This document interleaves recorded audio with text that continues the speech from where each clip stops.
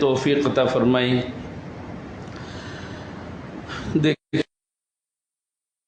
کہ مسجد کے اندر قدم رکھنے کی توفیق دی، بلکہ جم کے بیٹھنے کی توفیق دی۔ ایک آپ ہیں، اللہ جل شانہ نے مسجد میں حاضر ہونے کی اور طویل طویل قیام کرنے کی توفیق دی۔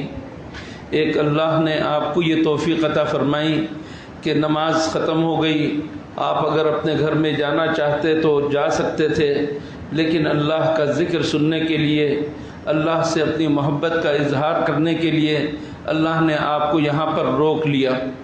اللہ کی کتنی بڑی نعمت ہے اور کتنی بڑی توفیق ہے۔ باہر والے جو گھوم رہے ہیں، پھر رہے ہیں، تماشے کر رہے ہیں اور معلوم نہیں کیا کچھ کر رہے ہیں، وہ بھی ہماری طرح انسان ہیں، وہ بھی بعین ہی ہماری طرح ہیں، نہ صرف ہماری طرح بلکہ عقل و خرد کے اعتبار سے، ہوش اور ہوشیاری کے اعتبار سے وہ ہم سے کہیں بڑھ کر ہے۔ لیکن اللہ تعالیٰ جس کو توفیق دے دے، ان کو توفیق نہیں دی اور ہمیں توفیق دے دی، اس کا یہ مطلب نہیں ہے کہ ہمارے اندر کوئی خاص امتیاز ہے یا ہمارے سروں پہ سرخاب کے پر ہیں اور ہمیں کوئی خاص امتیاز ہے جس کی وجہ سے اللہ تعالیٰ نے ہمیں نوازا ہے۔ ایسی کوئی بات نہیں، خالص اللہ تعالیٰ کی طرف سے توفیق ہے۔ اللہ تعالیٰ نے توفیق عطا فرما دی، آپ بیٹھ گئے۔ اللہ تعالیٰ توفیق عطا نہ فرماتا، ہم بھی انہی لوگوں کی طرح باہر گھوم پھر رہے ہوتے، تماشے کر رہے ہوتے، کھیل میں مگن ہوتے، اپنے اوقات کو ضائع کرتے۔ اللہ تعالیٰ نے ہمیں توفیق عطا فرمائی، اس نعمت پر سب سے پہلے تو شکر ادا کرنے کی ضرورت ہے۔ میرے دوستوں اور بزرگوں، میں نے قرآن کریم کی ایک آیت تلاوت کی ہے۔ اللہ نے یہ آیت ذکر کی ہے ایک بہت بڑے شخص کا ذکر کر کے، جس کو اللہ نے دولتوں سے نوازا تھا، بے تحاشا دولت اللہ تعالیٰ نے عطا فرمائی تھی، جس کا نام قارون تھا۔ قارون حضرت موسیٰ علیہ السلام کی قوم یعنی بنی اسرائیل کا ایک فرد تھا، لیکن اس شخص کو فرعون نے استعمال کیا بنی اسرائیل کو تکلیف دینے کے لیے۔ اللہ نے اس کو نوازا، زبردست مال و دولت سے نوازا، زبردست مال و دولت سے نوازا۔ وہ اس مال اور دولت کو جو اسے اللہ تعالیٰ نے عطا فرمایا، اس مال کو اس نے اپنے ہنر کا نتیجہ قرار دیا۔ اس سے لوگوں نے کہا اللہ نے تمہیں مال دیا ہے اور بے تحاشا مال دیا ہے، تم اس سے اپنے دنیاوی اغراض ضرور مکمل کرو، جو تمہاری ضرورت ہے وہ مکمل ضرور کرو، لیکن اتراؤ نہیں، اور جس طرح اللہ نے تمہارے اوپر احسان کیا تم بھی لوگوں کے اوپر احسان کرو، تم بھی لوگوں کے اوپر احسان کرو۔ اللہ نے، لوگوں نے اس کو نصیحت کی اور اس سے کہا کہ اتراؤ نہیں، اللہ کو اترانے والے پسند نہیں۔ تو اس نے جو ہے اس بات پر اعتراض کیا اور کہا کہ یہ تم کیسی بات کر رہے ہو کہ اللہ نے مجھے مال دیا ہے، اللہ نے مجھے نوازا ہے، انما اوتیتہ علی علم عندی، یہ تو میں نے اپنے فن سے، اپنے ہنر سے، اپنی کاریگری سے حاصل کیا ہے، میرے اوپر کسی کا احسان نہیں ہے۔ اللہ جل شانہ نے اس کا جواب دیا۔ مقصود وہ جواب سنانا نہیں، ایک ایک چیز اللہ دیتا ہے، اور اللہ کے دینے پر بعض بندوں کو اللہ دے کر آزماتا ہے اور اسی کے اندر وہ گمراہ ہو جاتا ہے، اسی کے اندر گمراہ ہو جاتا ہے۔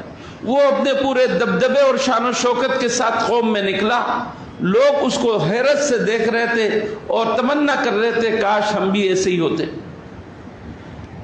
اہل علم نے سمجھایا کہ یہ آدمی ٹھیک نہیں ہے اور اس کو اللہ نے جو دیا ہے فتنے میں مبتلا کیا ہے، اس طرح آرزو نہیں کرتے، اس طرح تمنا نہیں کرتے، ایسے لوگ کامیاب نہیں ہوتے۔ اللہ جل شانہ نے دکھا دیا اس کو، اس کے مکان کو پورے کو دھسا دیا زمین میں، فخسفنا به وبداره الارض۔ اس کے جتھے تھے، حمایتی تھے، لیکن کوئی حمایتی سامنے نہیں آیا۔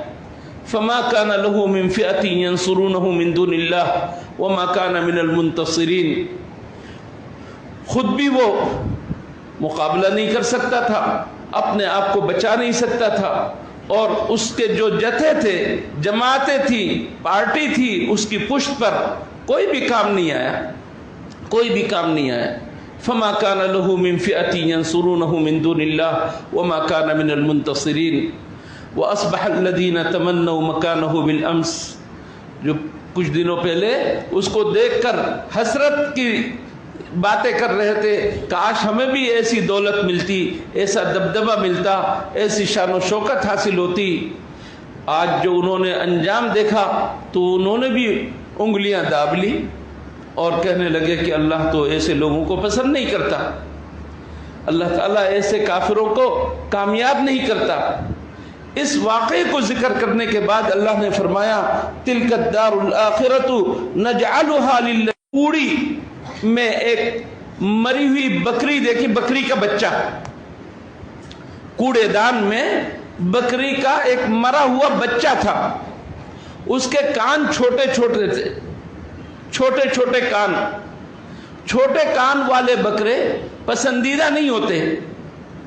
حضور اکرم صلی اللہ علیہ وسلم نے اس کو اٹھوایا. زیادہ حقیر ہے جس کی طرف تمہاری رغبت بالکل نہیں ہے. اللہ کے نزدیک دنیا کی یہ حیثیت ہے، اللہ کے نزدیک دنیا کی یہ حیثیت ہے. تو حضور اکرم صلی اللہ علیہ وسلم نے دنیا کی قیمت لوگوں کو بتلائی کہ اس کی قیمت کیا ہے. ایک چھوٹا سا رومال، ریشم کا ایک ٹکڑا صحابہ کرام کے ہاتھ میں آ گیا. حضور اکرم صلی اللہ علیہ وسلم کی مجلس میں ایک صحابی سے دوسرے صحابی، تیسرے صحابی اس کو چھو چھو کر دیکھ رہے ہیں اور حیرت کر رہے ہیں کس قدر نرم ہے، کس قدر اس کے اندر نرمی ہے، اور جو ہے اس قدر خوبصورت ہے، وغیرہ وغیرہ.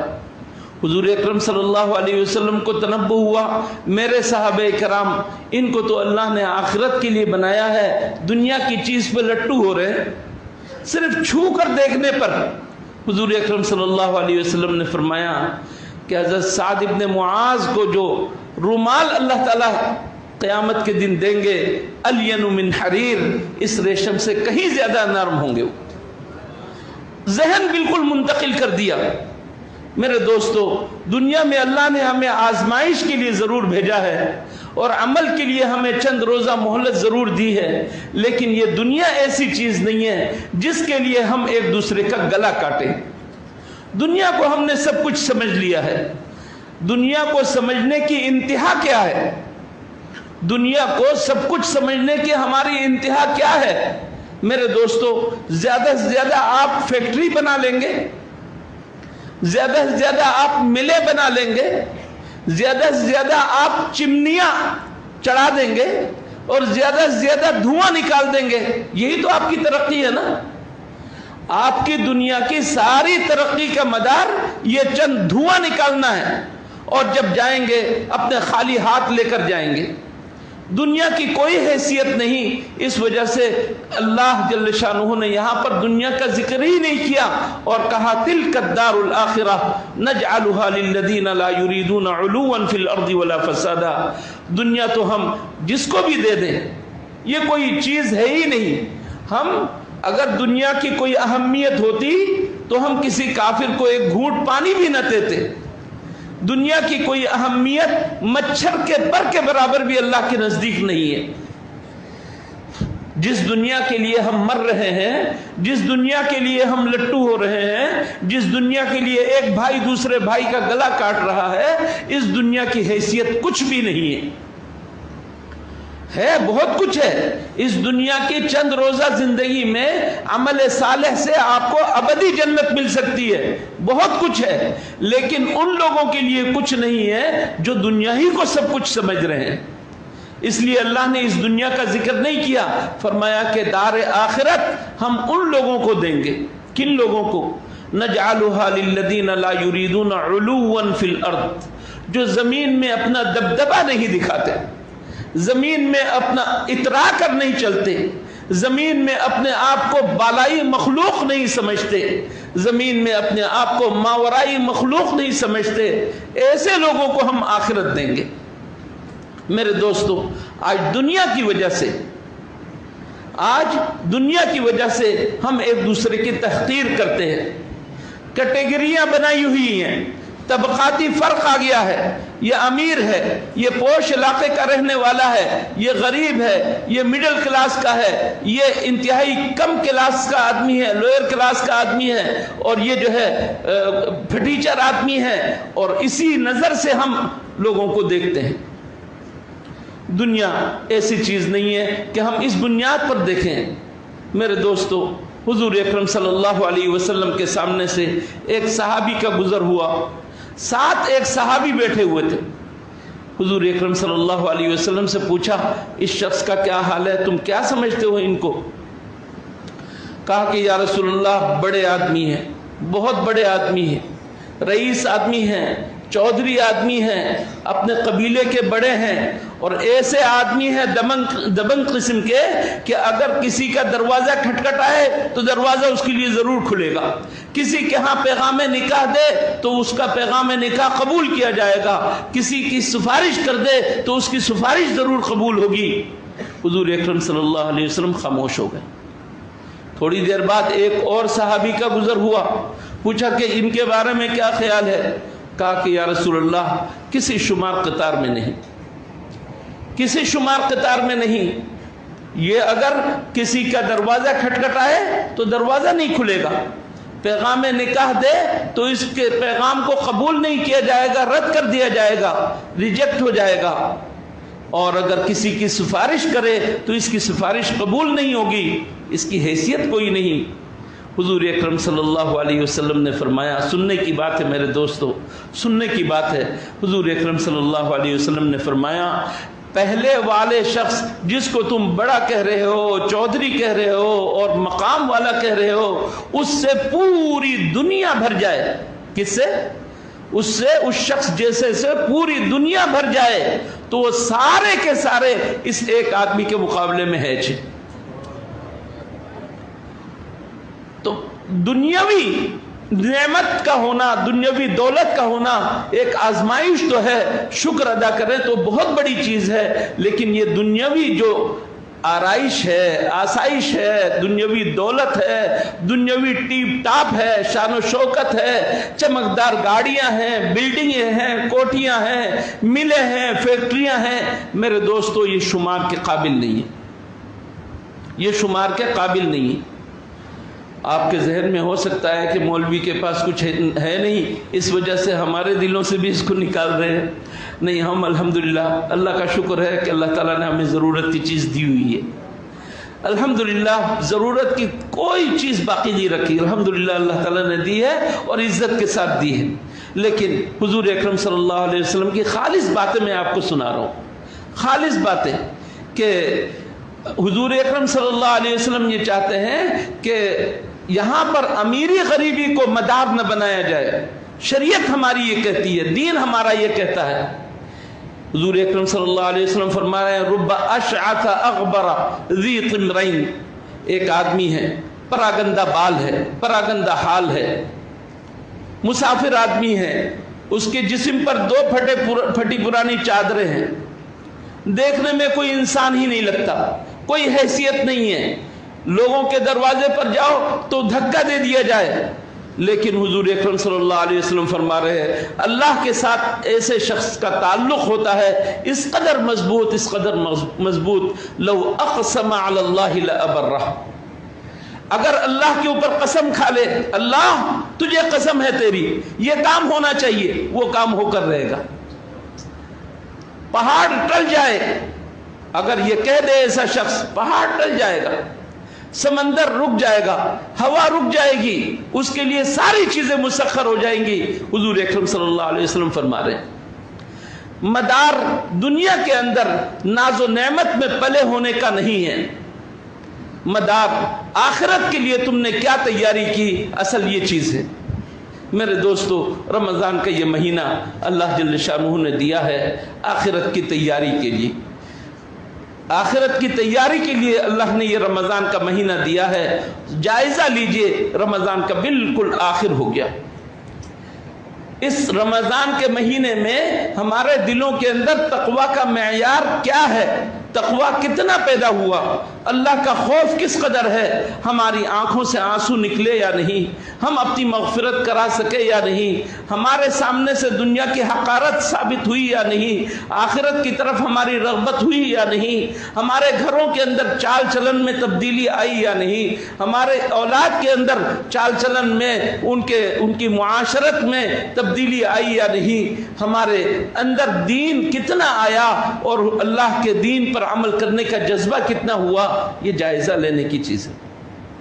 تلک الدار الآخرہ نجعلها للذین لا یریدون علوا فی الارض. زمین پر جو اونچائی چاہتے ہوں، اس سرزمین میں، اس زمین میں، اس زندگی میں اونچائی چاہنے والے اللہ ان کو آخرت نہیں دیتا، اور جو فساد مچانا چاہتے ہیں ان کو بالکل نہیں دیتا. علوا فی الارض، زمین میں بلندی چاہنے والے، یعنی بڑائی چاہنے والے، تکبر کرنے والے، اپنے آپ کو بڑا کہلوانے والے اللہ تعالیٰ کو پسند نہیں ہے، اور ایسے لوگوں کو آخرت نہیں ملے گی، آخرت کا فائدہ انہیں حاصل نہیں ہوگا. ہم سب یہ سمجھتے ہیں کہ دنیاوی اعتبار سے، مال و دولت کے اعتبار سے جن کو کوئی مقام مل جائے، عہدہ مل جائے اور وہ اس عہدے میں مگن ہو جائے، ہم اس آیت کا مصداق اس کو سمجھنے لگے ہیں. میرے دوستو، نیک لوگ جو عبادت کرنے والے ہیں وہ بھی ذرا اپنے آپ کو ٹٹولیں کہ اس زمین کے اندر اگر اپنی برتری کے لیے تم عبادت کر رہے ہو، اللہ تمہیں آخرت نہیں دے گا. تلک الدار الآخرہ نجعلها للذین لا یریدون علوا فی الارض. اگر آپ عبادت کر رہے ہیں اور یہ سوچ کر کہ لوگ مجھے صوفی کہیں گے، لوگ مجھے عبادت گزار کہیں گے، لوگ مجھے عابد کہیں گے، اگر آپ قرآن کریم کی تلاوت کر رہے ہیں اور ایک ایک دن میں ایک ایک ختم کرتے چلے جا رہے ہیں، آپ اعتکاف میں بیٹھ گئے اور اعتکاف میں بیٹھ کر اپنے آپ کو آپ نے سمجھ لیا کہ میں کچھ اور مخلوق بن گیا ہوں، یاد رکھیں یہ بھی علو فی الارض کے اندر داخل ہے اور یہ بھی بڑائی طلب کرنے والوں کے اندر داخل ہے.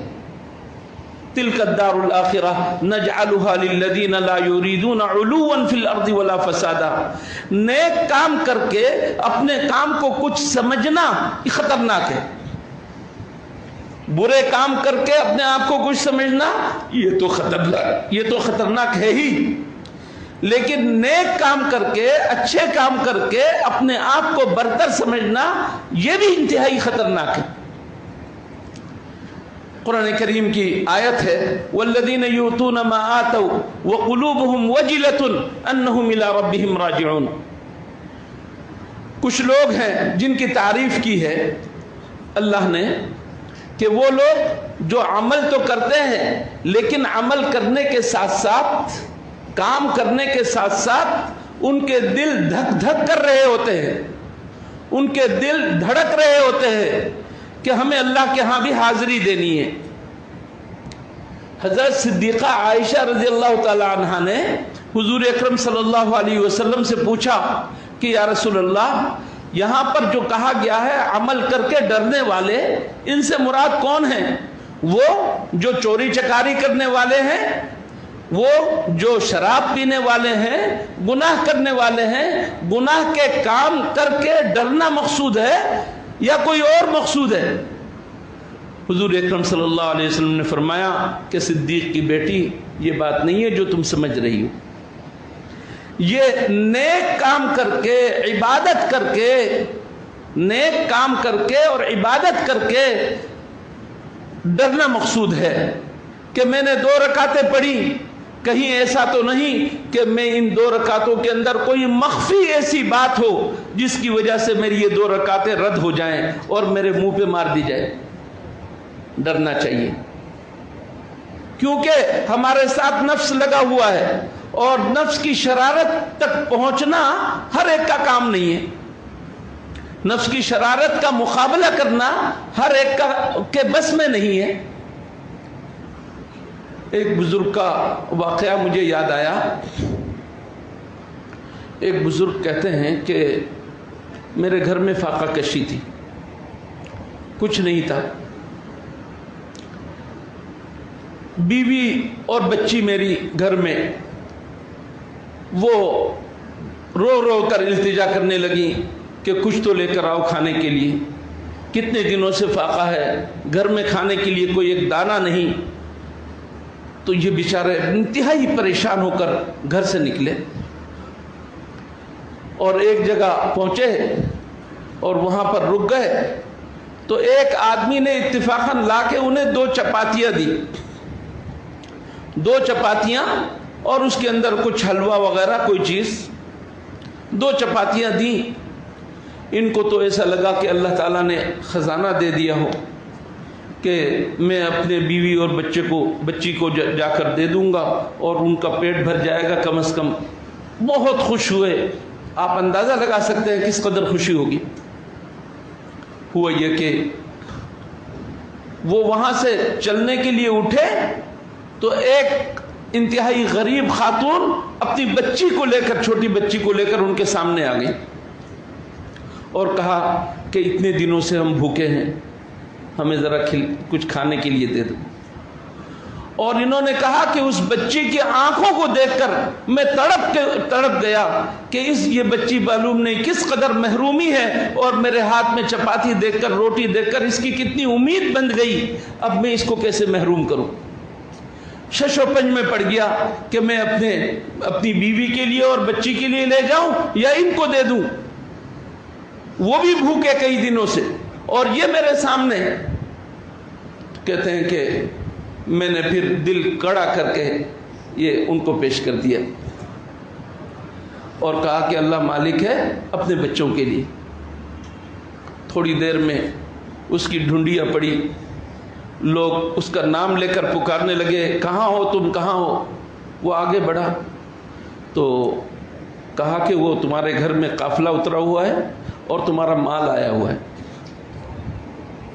کیسا مال؟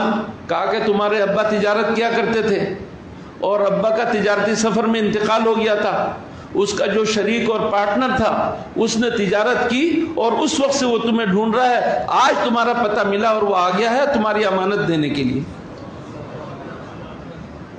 پہنچ گیا اور اللہ تعالیٰ نے خزانے کھول دیے۔ انہوں نے کیا کیا؟ اس خاتون کو بلا کر اس کا وظیفہ جاری کر دیا اور پھر کار خیر کے اندر زبردست استعمال کیا، خوب استعمال کیا، خوب استعمال کیا۔ اللہ تعالیٰ نے دیا اور اس کو استعمال کیا۔ میرے دوستوں، کہتے ہیں کہ ایک مرتبہ خواب میں دیکھا کہ قیامت قائم ہے اور اللہ کے سامنے حساب کتاب کا سلسلہ جاری ہے۔ وہ آدمی اللہ کے سامنے اپنے اعمال لے کر پہنچا اور کہا کہ اللہ میرے پاس یہ اعمال ہیں تولنے کے لیے اور وزن کرنے کے لیے۔ تو اللہ تعالیٰ نے اعمال کو پلڑے میں رکھا تو ان اعمال کے اندر وزن ہی نہیں، اتنے اعمال کیے، کوئی خیر کا کوئی کام ایسا نہیں تھا جہاں پر انہوں نے خرچ نہ کیا ہو، لیکن پلڑے میں وزن ہی نہیں، پلڑے میں کوئی وزن نہیں۔ وجہ یہاں تک کہ ہوتے کہتے ہیں کہ بس ایک عمل اس کا وزن ہوا اور اس کی وجہ سے نجات ہو گئی، اور وہ 2 چپاتی جو اس نے اس خاتون کو دی تھی، 2 چپاتی جو خاتون کو دی تھی، اس وقت اخلاص کے ساتھ اس کی وجہ سے اللہ تعالیٰ نے اس کے پلڑوں میں وزن ڈال دیا، نجات ہو گئی۔ ورنہ دیکھا کہ ہر عمل کے اندر کوئی نہ کوئی مخفی عیب ہے، کوئی نہ کوئی مخفی عیب ہے۔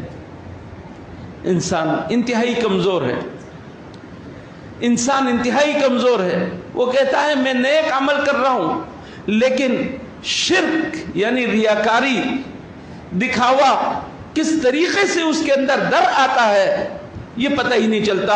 حضور اکرم صلی اللہ علیہ وسلم فرما رہے ہیں یہ ریاکاری کی بیماری یہ چیونٹی سے بھی زیادہ خطرناک ہے، کہ چیونٹی کی آہٹ تو ممکن ہے محسوس ہو، یہ اخفی من دبیب النمل، چیونٹی کی آہٹ سے بھی زیادہ مخفی ہے۔ یہ ریاکاری کی بیماری۔ میرے دوستو، نیک کام تو آپ کر رہے ہیں اور خوب اپنے آپ کو پکا کر کے کر رہے ہیں اور اپنے آپ کو جو ہے ہلا جلا کر رہے ہیں اور یہ سمجھ رہے ہیں کہ میں سب کچھ اللہ کے لیے کر رہا ہوں، دل کے اندر اخلاص ہے، یہ ہے وہ ہے، لیکن یہ بتلائیے کہ آپ ریاکاری سے بچ گئے، آپ دکھلاوے سے بچ گئے؟ دلوں کا حال تو اللہ جانتا ہے، آپ کو بھی نہیں معلوم۔ تلک الدار الآخرہ نجعلها للذین لا یریدون علوا فی الارض ولا فسادا والذین یؤتون ما آتوا وقلوبهم وجلة۔ جب بھی کوئی عمل کرو، 2 رکعتیں پڑھو، 1 آیت کی تلاوت کرو، 1 پیسے کا صدقہ کرو، اللہ سے کہو اللہ میں نے اپنی بساط کے مطابق یہ تو کر دیا ہے، لیکن میرا عمل نہیں ہے، کچھ بھی نہیں ہے، اے اللہ تو قبول فرما لے۔ میرے عمل کے اندر وہ تپڑ نہیں ہے، میرے عمل کے اندر وہ طاقت نہیں ہے کہ تیرے ہاں قبولیت پا سکے، اس لیے کہ میرا عمل ہے، میں کمزور ہوں، میرے عمل کے اندر کمزوری ہے، لیکن یہ اللہ ذریعے اور واسطے کے قبول کرنے والا ہے، عبادت کی بنا لی ہے، اے اللہ تو قبول فرما لے۔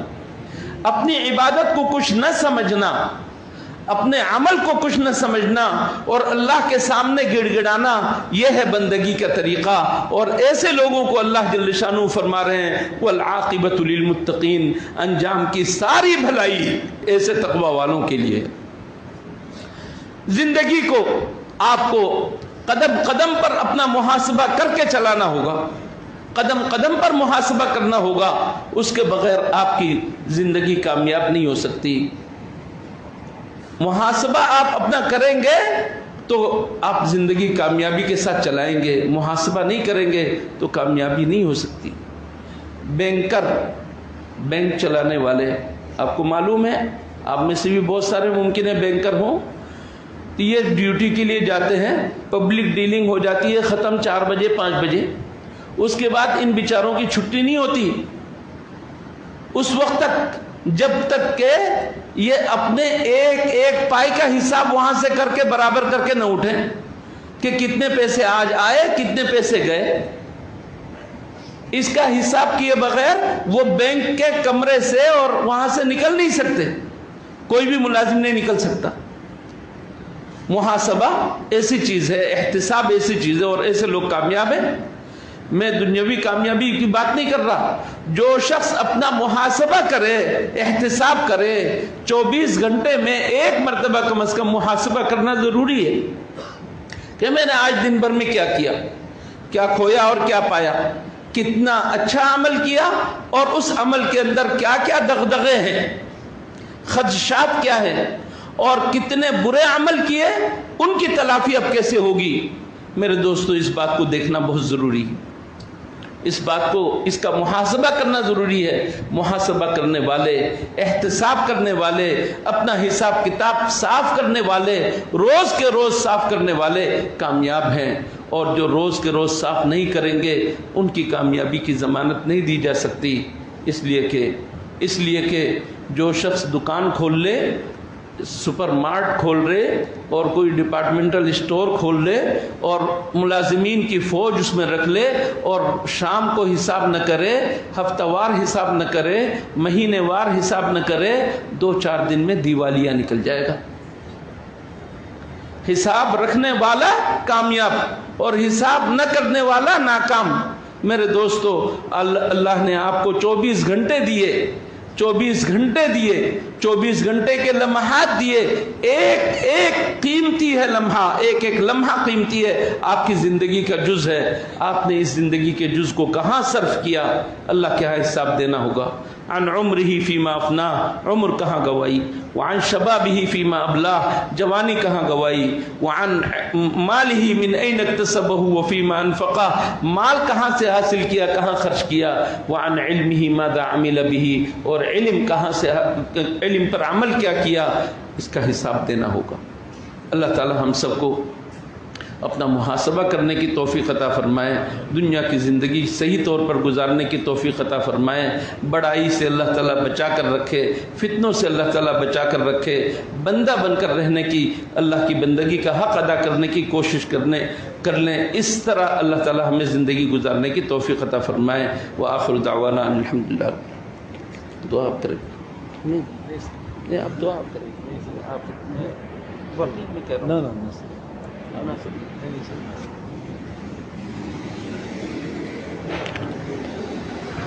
دعا کر لیجئے۔ دعا کے سلسلے میں دو باتوں کی طرف تنبیہ ہمیشہ کرتا آ رہا ہوں، پورے رمضان میں یہی تنبیہ ہوتی رہی ہے جہاں بھی دعا ہو رہی ہے۔ ایک تو یہ کہ دعا کے سلسلے میں ہمیں یہ یقین ہونا چاہیے کہ اللہ تعالیٰ ضرور قبول کرے گا، گو مگو اور تردد کی کیفیت نہیں ہونی چاہیے، پتہ نہیں اللہ قبول کرے نہ کرے، معلوم نہیں قبول ہو نہ ہو، وغیرہ وغیرہ۔ آپ گناہ گار ہیں، خطا کار ہیں، اللہ نے ضمانت گناہ گاروں کے دعا کی قبول کی دی ہے۔ یا عبادی الذین اسرفوا علی انفسہم لا تقنطوا من رحمت اللہ ان اللہ یغفر الذنوب جميعا۔ اس لیے سب سے پہلے تو اللہ اور آپ کا تعلق ایسا مضبوط ہو جائے، اللہ کے ساتھ لو لگا لیں اور یہ یقین کر لیں کہ اللہ دعا ضرور قبول کرے گا۔ اللہ تعالیٰ کے دعا قبول کرنے کی نوعیتیں الگ الگ ہوتی ہیں، کبھی اللہ نے فوراً دے دیا اور جو مانگا وہی دیا، کبھی اللہ نے فوراً دیا لیکن جو مانگا وہ نہیں، کچھ اور دیا، اس لیے کہ جو چیز آپ مانگ رہے ہیں آپ کے لیے نقصان دہ، آپ کو معلوم نہیں، اس لیے اللہ نے وہ چیز نہیں دی، دوسری چیز دے دی۔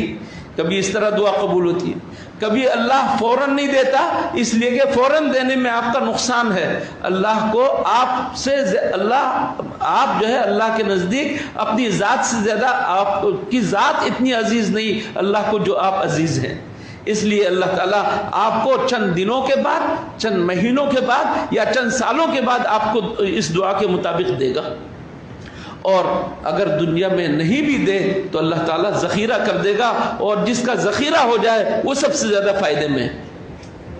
اس وجہ سے دعا کی قبولیت کا تو یقین کر لیں، ہر صورت میں دعا قبول ہوگی، یہ ہرگز دل میں نہ لائیں میں تو گناہ گار ہوں اور میری دعا کیا قبول ہوگی، میں اعتکاف میں بھی نہیں بیٹھا، میں نے کوئی نماز بھی نہیں پڑھی اور میں نے یہ بھی نہیں کیا، میں نے وہ بھی نہیں کیا۔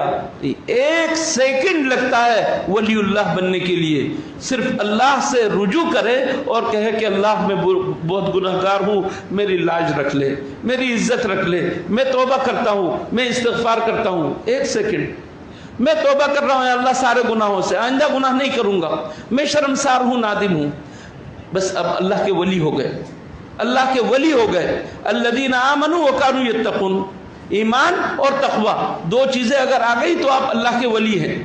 الا ان اولیاء اللہ لا خوف علیہم ولا هم یحزنون، اللہ کے اولیاء کو کسی قسم کا خوف لاحق نہیں ہوگا، غم لاحق نہیں ہوگا۔ کون ہے اولیاء؟ الذین آمنوا وکانوا یتقون، ایمان ہو اور گناہوں سے بچنے والا ہو، گناہ جو ہو گئے ان کو معاف کروا لو، اور جو گناہ آئندہ ہونے والے ہیں ان سے اللہ تعالیٰ سے توفیق مانگ لو کہ اللہ گناہ نہ ہو، گناہ ہو جائے فوراً توبہ کرو۔ آپ سے بڑھ کر کوئی ولی اللہ نہیں ہے، ہوا میں اڑنے کی ضرورت نہیں، پانی میں چلنے کی ضرورت نہیں، معجزے اور کرامتیں دکھانے کی ضرورت نہیں۔ اللہ کا بندہ بننے کے لیے اور تقوی حاصل کرنے کے لیے گناہوں کو چھوڑ دینا ضروری ہے، بس یہ کام ہو جائے تو جتنے گناہ گار، ہم سب گناہ گار ہیں، طبقہ بطبقہ جتنے گناہ گار ہیں، اللہ سے جو ہے خوب گڑ گڑا کر دعا مانگیں، اللہ تعالیٰ قبول کرنے والا ہے۔ ایک تو یہ کہ تردد بالکل نہ ہو، یقین ہو۔ دوسرے کہتے ہیں کہ دعا کے لیے کچھ رکاوٹیں ہوتی ہیں، موانع ہوتی ہیں، ان میں سے ایک اہم ترین مانع حرام کا استعمال ہے، اہم ترین مانع حرام کا استعمال ہے۔ حضور اکرم صلی اللہ علیہ وسلم نے فرمایا کہ مسافر کی دعا قبول ہوتی، کس کی؟ مسافر کی، بے یار و مددگار ہوتا ہے اور پھر اضطراری کیفیت ہوتی ہے، مسافر کی دعا قبول ہوتی ہے۔ جو شخص اللہ تعالیٰ سے الحاح اور زاری کے ساتھ گڑ گڑا کر بار بار تکرار کے ساتھ مانگے اس کی دعا بھی قبول ہوتی ہے۔ حضور اکرم صلی اللہ علیہ وسلم نے ایک ایسے شخص کا ذکر کیا جو مسافر بھی ہے اور بے یار و مددگار ہے، اور حضور اکرم صلی اللہ علیہ وسلم اس کی کیفیت بتا رہے ہیں کہ ہاتھ اٹھائے ہوئے ہے اور خوب گڑ گڑا کر دعا کر رہا ہے، یا رب یا رب یا رب، لیکن اللہ سن ہی نہیں رہا۔ کیوں؟ فرمایا کہ مطعمہ حرام، کھانا اس کا حرام کا، مشربہ حرام، پینا اس کا حرام کا، ملبسہ حرام، لباس اس کا حرام کا، فأنا یستجاب لہ، اس کی دعا کیسے قبول ہوگی؟ میرے دوستو، میرے بزرگوں، میرے بھائیوں، آج حرام نے ہمیں گھیر کر رکھ لیا ہے۔ مزدور مزدوری کرنے جاتا ہے، 8 گھنٹے کی ڈیوٹی میں ڈنڈی مارتا ہے، فیکٹری میں ملازمت کرنے جاتا ہے، وہاں 8 گھنٹے کی ڈیوٹی 12 گھنٹے کی ڈیوٹی میں ڈنڈی مارتا ہے، مالک اپنے ملازموں کو پوری اجرت نہیں دیتا، اور اسی طریقے سے ہر معاملے کے اندر ہم نے حرام کی آمیزش کی ہوئی ہے، اور پھر بعض ہماری آمدنی ایسی حرام کی بھی ہے۔ رشوت لینے دینے کو ہم نے بالکل یہ عام سمجھ لیا ہے کہ کوئی حرج نہیں، بس پیسے آنا چاہیے کسی بھی طریقے سے۔ سودی کاروبار، اس کو تو کوئی ہم گناہ ہی نہیں سمجھ رہے ہیں۔ وہ سود جو اللہ اور اللہ کے رسول کے ساتھ اعلان جنگ کا جس کا ذکر ہے، یہ سودی کاروبار۔ ربا، اس کے کہتے ہیں 70 شعبے ہیں، ان میں سے ایک ادنا شعبہ اپنی ماں سے بدکاری کرنے کے برابر ہے۔ سود خواری کا نظام ہمارے اوپر کس قدر مسلط ہے۔ انشورنس والے آ گئے، کمپنی والے آ گئے، پالیسی لے لے پالیسی لے لے، اور آپ نے فوراً اپنے تحفظ کے لیے، اپنے پروٹیکشن کے لیے آپ نے فوراً ہی پالیسی لے لی، یہ نہیں سوچا کہ پالیسی لینا درست بھی ہے یا نہیں، کسی عالم سے پوچھا نہیں، انشورنس والوں سے آپ نے انشورنس کرا کر اپنے آپ کو محفوظ کرانے کی کوشش کی۔ کوئی محفوظ رہ سکتا ہے اللہ تعالیٰ تحفظ نہ دے تو؟ سب کچھ دھرا رہ جائے گا۔ میرے دوستو، سودی کاروبار ہے، سٹا ہے، جوا ہے، اور بینکوں کے اندر ملازمت کرنے والے، سودی بینکوں کے اندر ملازمت کرنے والے اپنی ملازمتوں اور اپنے کاموں پر نظر ثانی کریں۔ ہمارے بزرگوں نے فرمایا، بینکوں میں کے ملازم ہوں یا کوئی حرام آمدنی والے شعبے میں کام کرنے والے ہوں، حرام کا کاروبار ہو، ناجائز کاروبار ہو، فوراً اگر چھوڑ نہ سکیں تو نہ چھوڑیں، لیکن ان کے ذمے لازم ہے کہ کوئی متبادل فوری صحیح ذریعہ آمدنی ڈھونڈیں، اور اس کے بعد پھر آہستہ سے اس سے علیحدگی اختیار کر لیں۔ آپ جو حرام کی آمدنی اپنے منہ میں دے رہے ہیں، آپ جو آمدنی، جو لقمہ اپنے گھر والوں اور بچوں کے پیٹ میں دے رہے ہیں، حرام کی آمدنی سے گوشت کا جو ٹکڑا بڑھے گا وہ جہنم میں جائے گا، وہ جنت میں نہیں جا سکتا، وہ ٹکڑا جہنم میں جائے گا۔ صریح حدیث ہے، صریح تعلیم ہے، حضور اکرم صلی اللہ علیہ وسلم کا صریح اعلان ہے۔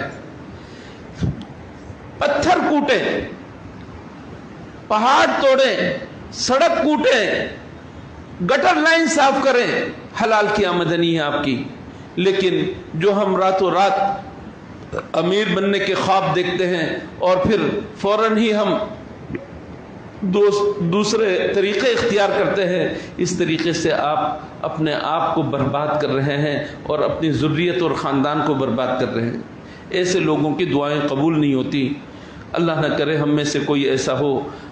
ایسے لوگوں کو چاہیے کہ توبہ کرے، فوراً استغفار کرے اور یہ کہہ دیں اللہ سے کہ اللہ میں آئندہ حرام آمدنی اپنے گھر میں نہیں لاؤں گا۔ پچھلے زمانے میں عورتیں اپنے شوہروں سے صبح کے وقت نکلتے ہوئے کہتی تھی کہ دیکھو ہم تمہارے لیے گھروں کے اندر محبوس ہیں اور تم ہمارے لیے روزگار اور رزق تلاش کرنے کے لیے جا رہے ہو، خبردار ہمیں حرام کا کوئی لقمہ مت کھلانا، ہمیں حرام کا کوئی لقمہ مت کھلانا۔